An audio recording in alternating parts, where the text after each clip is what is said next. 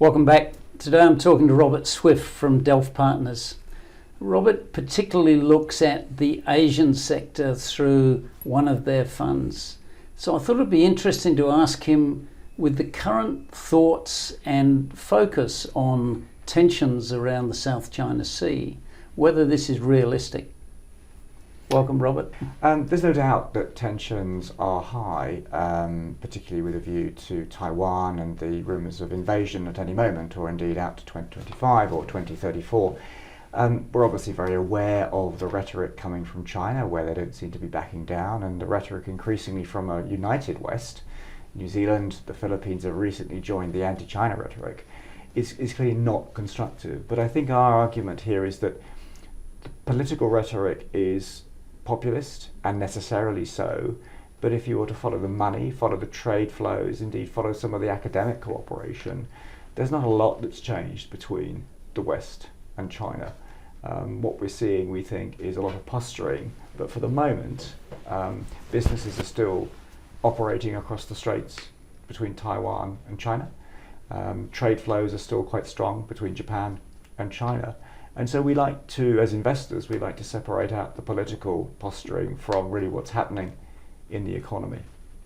So you don't believe it's as inevitable as, say, Chris Joy, who was writing in the Financial Review earlier this week, that war is inevitable, or there's a very high chance of it, and that in spite of President Xi's sort of approach and totalitarian control, he's not going to follow through with the threats on Taiwan? Yeah, President Xi's rhetoric isn't particularly helpful, but neither is President Biden's. I think on record before he was elected, President Biden called Xi Jinping a thug.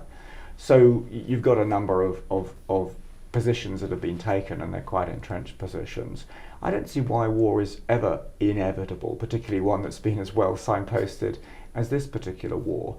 I'm going to invoke a pretentious comment now, a pretentious quotation, which is that Clausewitz once said that trade is war by other means.